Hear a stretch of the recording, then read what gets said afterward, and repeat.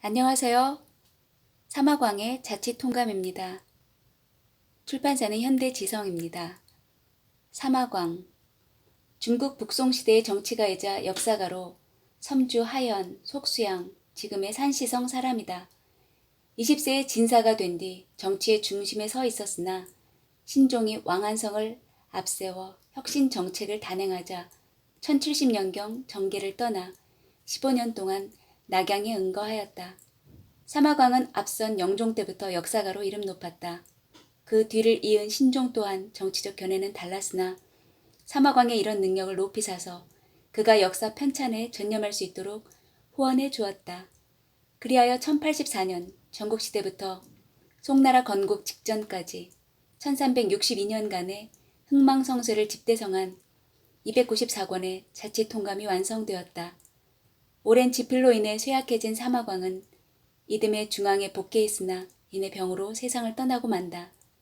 그가 남긴 자치통감은 지난 일을 거울 삼아 치도에 도움이 되도록 한다는 뜻으로 역대 황제와 지도자들의 최고의 정치 교과서가 되어왔다. 자치통감에서 다루는 중국의 1300년 역사는 민족과 사는 땅도 다르지만 삶을 대하는 모습과 역경을 극복해 나가는 모습에서 사람은 누구나 비슷하다는 생각이 들었습니다. 왕을 우상화하는 참모들의 말만 듣고 자기 세계 속에 빠져 나라를 위태롭게 만든 한나라 시대의 사건들은 과거 우리의 역사를 보는 것 같았고 작동되지 않는 역사의 수레바퀴로 인해 더 이상의 진보가 어려웠던 중국의 역사가 우리에게 타산지석의 교훈이 되면 좋겠다는 생각이 드네요. 사마천의 사기 본기와 사기 열전을 읽으신 분들에게 이 자치통감은 쉬운 책이며 술술 읽혀지는 내용들로 가득 차 있습니다. 저 같은 경우는요, 사마천의 사기 본기에서는 진시 황제의 역사에 관한 내용을 매우 재밌게 읽었는데 사마광의 자치통감에서는 진나라 후의 왕조인 한나라 고조 유방의 내용이 매우 흥미롭게 다가왔습니다. 그 부분을 읽어드릴게요. 한신이 두각을 나타내다. 한신은 한나라 고조 유방이 매우 총애한 장군이었습니다.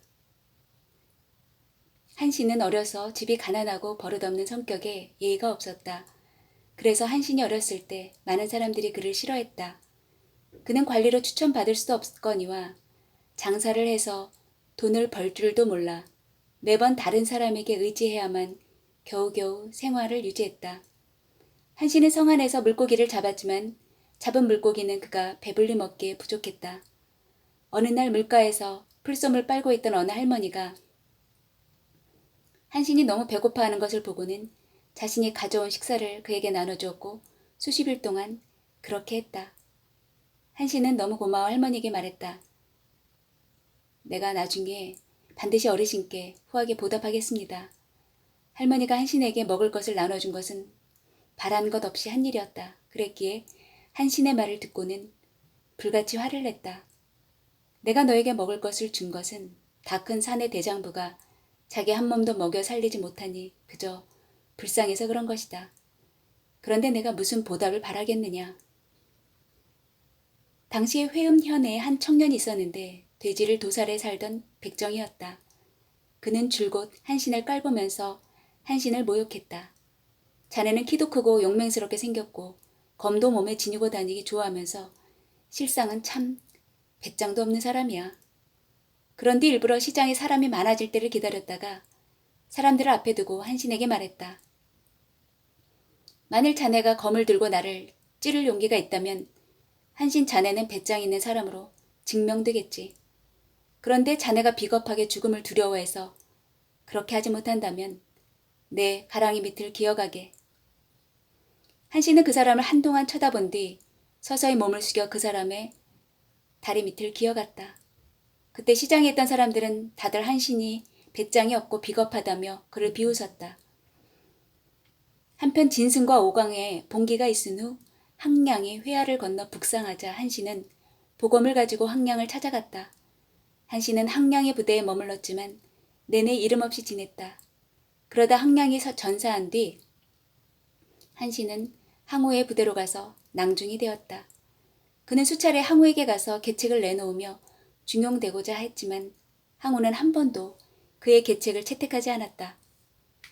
한씨는 초나라 군대에 머물러서는 포부를 펼칠 수 없다고 판단하고 그곳을 떠나려고 했다. 이윽고 유방이 촉중으로 들어서자 한씨는 유방에게 의탁했다. 한씨는 유방 수하에서도 낮은 관직을 지내면서 여전히 사람들에게 이름이 알려져 있지 않았다. 시간이 흘러 한씨는 13명의 사람들과 함께 죽을 줄을 짓고 말았다. 다른 사람들은 모두 참수를 당하고 한신 차례가 되자 그는 고개를 들고 등공 하우영을 향해 큰 소리로 말했다.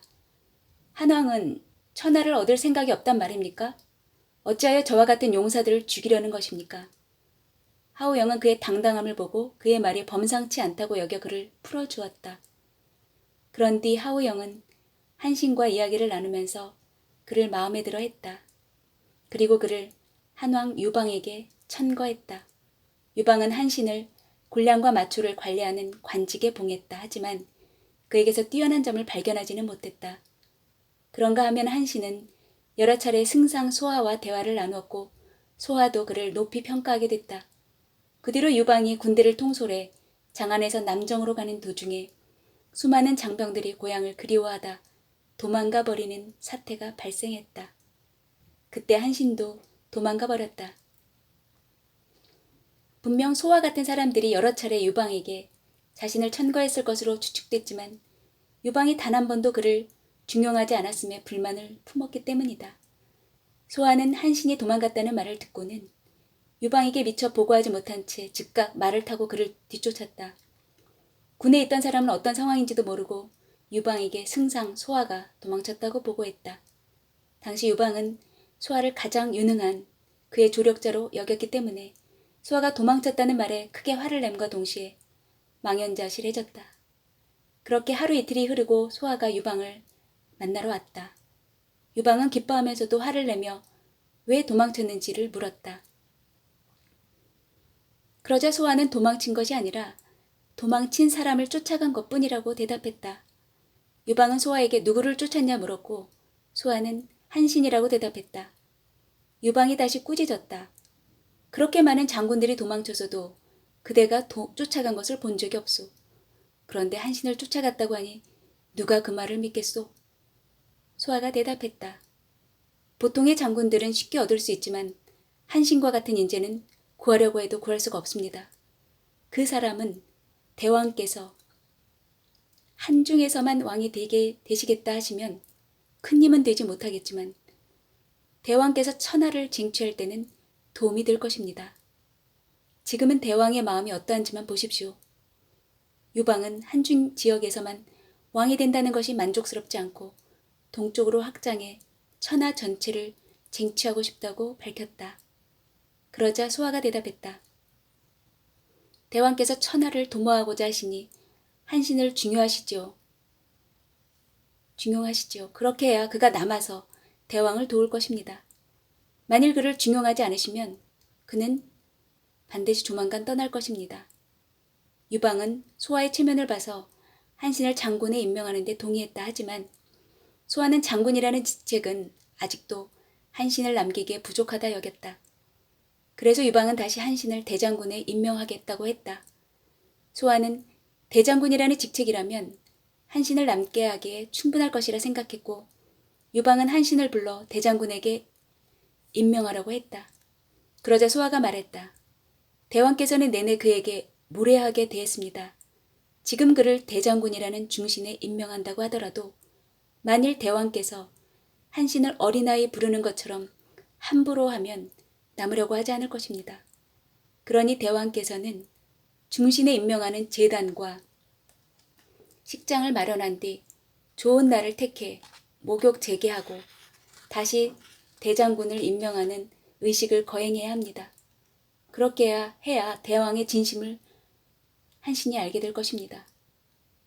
유방은 소아의 요구에 동의했다. 많은 장군들은 의식을 거행해 대장군을 임명할 것이라는 말을 듣고 모두 자신이 대장군이 될 것이라는 생각에 그날을 간절히 기다렸다. 하지만 한신이 대장군에 봉해지자 장군들은 놀라움을 금치 못했다. 한신이 대장군으로 임명된 뒤에 유방은 한신에게 나라를 안정시키고 공고히 할 좋은 계책이 있는지 물었다. 한신의 기회를 놓치지 않고 유방에게 병력의 뛰어남과 용맹스러움에서 항우 측과 비교했을 때 어느 면에서 더 뛰어나다고 자부할 수 있는지 물었다. 유방은 한참을 침묵하더니 여러 면에서 항우보다 못하다고 말했다. 이윽고 한신이 유방에게 2번 절을 한 뒤 말했다. 대왕께서 생각하는 것처럼 저도 그렇게 생각합니다. 그 부분에서 대왕은 분명 항우만 못합니다. 하지만 저는 이전에 항우 밑에서 관리를 지낸 적이 있으면서 그의 인품을 조금 압니다. 먼저 항우는 객기만 있을 뿐입니다. 물론 그가 노해서 호통을 치면 수천 명의 사람들이 놀라 옴짝달싹도 못할 지경이 됩니다. 하지만 소화의 능력 있는 장군을 그는 중용하지 않습니다. 다음으로 항우는 일처리가 우유부단하고 중요한 이치를 모릅니다. 물론 그는 다른 사람을 아끼면서 따뜻하고 예의 있게 대하고 병에 걸린 사람을 보면 눈물도 흘리고 자신의 음식을 그들에게 나눠줍니다. 하지만 부하가 공을 세워 자괴를 요구하면 사용하던 도장의 모서리를 반들반들하게 갈아버릴 정도로 다른 사람에게 관직 하나 내주기 아까워합니다. 항우에게는 4가지 약점이 있습니다. 항우는 제후들을 신하로 삼았고 명성과 위세가 드높습니다. 하지만 그는 풍요로우면서도 지세가 험준한 관중을 점거하지 않고 오히려 팽성으로 달려가 수도를 세웠습니다. 이것이 그 하나입니다. 항우는 자신의 신복과 편애하는 사람을 왕으로 봉했다가 의제 초이왕과의 약속을 배신해 각 제후의 불만과 분노를 샀습니다. 이것이 2번째입니다.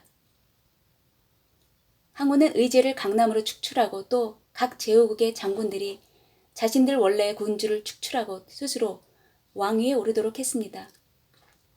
대체로 항우의 군대가 지나간 곳은 모두 유린과 파괴를 당했습니다. 이것이 3번째입니다. 백성들은 모두 항우를 원망하고 있지만 그의 세도 아래서 그에게 마지못해 굴복하고 있습니다. 이것이 4번째입니다. 위에 4가지 면을 종합해보면 알 수 있는 지점이 있습니다.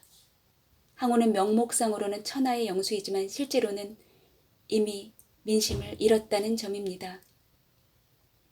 그래서 그의 강력함은 빠르게 쇠약해질 것입니다. 지금 대왕이 만일 항우와 상반된 방법으로 이를 처리한다면 천하의 용감하고 싸움 잘하는 사람을 대왕의 휘하에 모을 수 있습니다. 그렇게 되면 모든 적을 섬멸할 수 있습니다. 천하의 땅을 공을 세운 대신들에게 나누어주고 제후로 봉하면 그들은 대왕에게 충심을 다해 복종할 것입니다. 장군과 병사들이 고향을 그리워하는 마음을 헤아려 그들을 이끌어 모두 고향으로 반격해 되찾아오도록 한다면 무너뜨리지 못할 적이 없을 것입니다. 더군다나 진나라 땅에서 왕으로 봉해진 장안, 동해, 사마은 3사람은 과거에 진나라의 장군이었습니다. 이들이 진나라의 청년들을 이끌고 전쟁을 벌인 지 이미 수년째가 되면서 전사하고 도망친 사람은 부지기수입니다. 그러다가 이들은 또 자신의 부하와 장군을 기만하고 항우에게 투항해버렸습니다. 그 결과 신안성에 있던 수하 20만 병사를 항우가 모두 생매장시켰고 이들 3사람만 무사했습니다. 진나라 땅의 백성들은 이 3사람에 대해 이미 뼈에 사무치는 증오를 품고 있습니다. 지금 항우는 현실적 상황을 고려하지 않고 무력으로 이 3사람을 왕으로 무리하게 봉해 놓았으니 진나라 땅의 백성들은 그들을 전혀 왕으로 받들지 않고 있습니다. 대왕께서는 무관으로 입성하면서 백성의 이익을 전혀 침범하지 않았습니다. 진나라의 모질고 잔혹한 형벌을 폐기했을 뿐더러 백성들과 3가지의 약조도 했습니다. 그러니 진나라 백성들은 대왕을 취대하고 싶을 것입니다. 또한 관중의 백성들도 원래 각 제후의 약속에 따라 대왕이 관중에서 왕이 되는 것이 당연한 일이라고 알고 있습니다. 대왕께서 관중에서 왕이 되어야 하는데 도리어 한중으로 보내졌으니 진나라의 백성들은 항우를 무척 원망하고 있습니다. 이제 대왕께서 군사를 일으켜 동쪽으로 향해 삼진의 땅을 정벌하는 것은 호령 한 번이면 충분합니다. 이 말을 들은 유방은 기뻐하며 한신을 너무 늦게 중용한 데 대해 스스로를 원망할 뿐이었다. 이윽고 유방은 한신을 각별히 신임하면서 즉각 장군들을 소집해 출정 임무를 배정했다. 그리고 소화를 남겨 군대의 군량과 마초를 조달하도록 하고 파와 촉 두 지역의 세금을 거둬들이도록 했다. 한신의 의견은 유방이 동쪽을 정벌하여 천하를 쟁탈하는 전략이 되었다. 한신으로 인해 한고조 유방이 천하를 통일하게 되는, 천하를 제패하게 되는 그런 과정이 잘 나와 있죠. 지금 읽어드린 이 한신이라는 장군은 사마천의 사기열전에서도 자세하게 기록되어 있습니다. 궁금하시면 사마천의 사기열전을 읽어보시면 알게 되실 거고요. 다음은 한고조에 이어 한무제의 사냥에 관한 내용 읽어드릴게요. 한무제는 젊었을 적에 종종 평복을 하고 출행했다. 북으로는 지양현, 서로는 황산군, 남으로는 장양궁, 동으로는 의춘궁 등이 그가 출행한 범위였다. 한무제는 출궁에서 사냥하는 것을 즐겼다. 그러던 어느 날 그는 자신을 평양후라고만 하면서 말타기와 할쏘기를 잘 할 줄 아는 좌우 측근을 대동해 밤에 종남산 아래로 사냥을 갔다. 한무제와 측근들이 종남산 아래에 도착하자 날이 막 밝아오고 있었다. 그들은 한껏 흥에 취해 말을 채찍질하면서 사냥감을 죽였고 백성의 농작물을 사정없이 짓밟고 말았다. 이에 백성들은 화가 나서 큰 소리로 호통을 치면서 현의 관하로 가서 상황을 일러바쳤다. 현령은 관하의 하인들을 이끌고 한무제 등을 포위하고 그들을 체포해 수감시키려고 했다. 한무제는 하는 수 없이 측근들에게 소지하고 있던 물건들을 현령에게 보여주라고 했다. 살펴보니 그 물건들은 죄다 황제가 사용하는 물품이었다. 현령은 물품을 보고 비로소 바로 앞에서 평양왕이라고 불리는 사람이 사실은 지금의 황제임을 알고는 얼른 풀어주었다. 또 한 번은 한무제 일행이 밤에 여관에서 투숙한 적이 있었다. 그때 여관 주인에게 술을 마시겠다고 했다가 냉대를 받았다. 게다가 한무제 일행의 인원이 많아 기세가 만만치 않으니 주인은 그들이 도둑이 아닐까 의심해 일손을 불러 모아 그들에게 맞서려고 했다. 하지만 주인의 부인은 한무제의 자태와 기품이 일반인과 다르다고 느끼고는 남편을 말리면서 남편이 불러온 일꾼을 해산시켰을 뿐만 아니라 한무제 일행에게 극진한 대접을 했다. 한무제는 궁에 돌아온 뒤 그 부인에게 푸짐한 물품을 상으로 내렸을 뿐만 아니라 부인의 남편을 오림낭에 봉했다.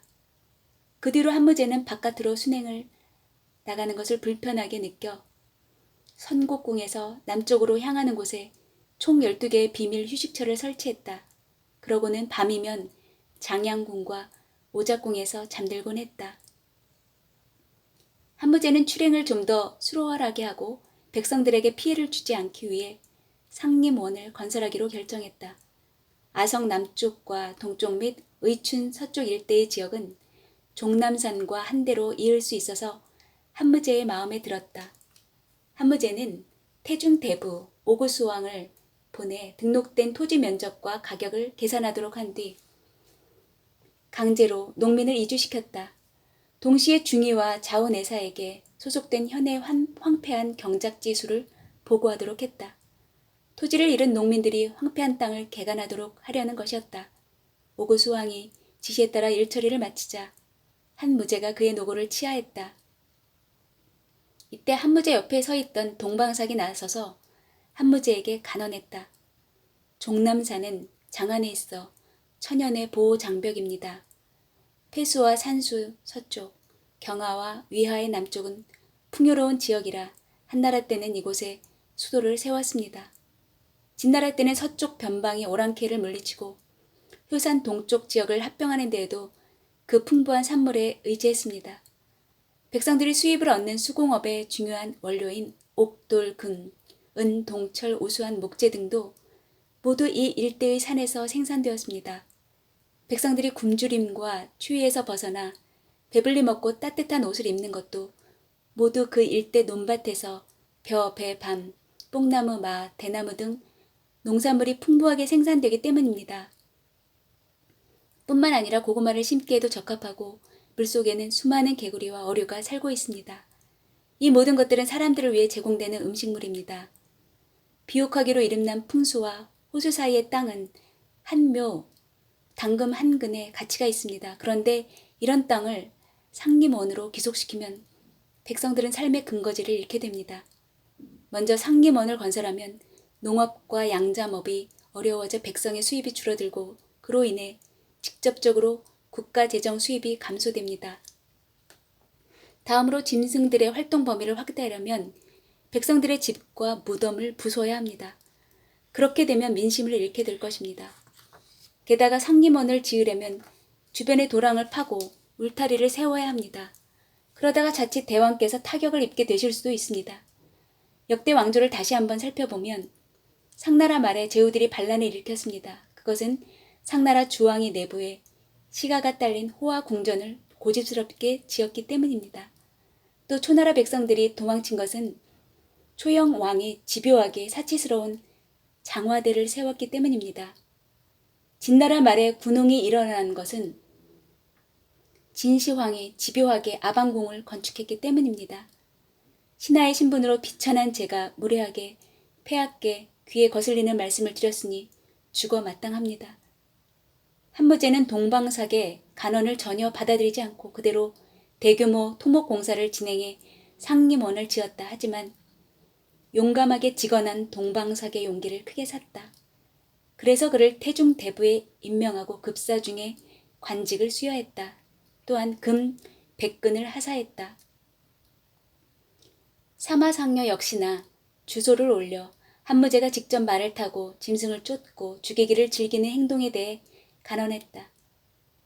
오획은 힘센 장사이고 경기는 행동이 민첩하며 맹문과 하욕은 용맹합니다. 이는 곧 사람마다 각자 다른 능력이 있다는 뜻입니다.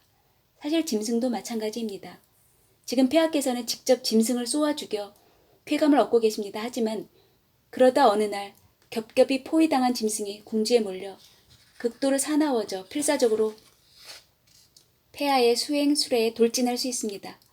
이런 위급한 상황에서 고목이나 썩은 나무 하나라도 수레가 가는 길을 가로막는 장애물이 될 수 있습니다. 그런 위급한 순간에 수레가 미쳐 방향을 돌리지 못하면 아무리 훌륭한 기회나 방법이 있더라도 그 능력을 발휘할 시간이 없습니다.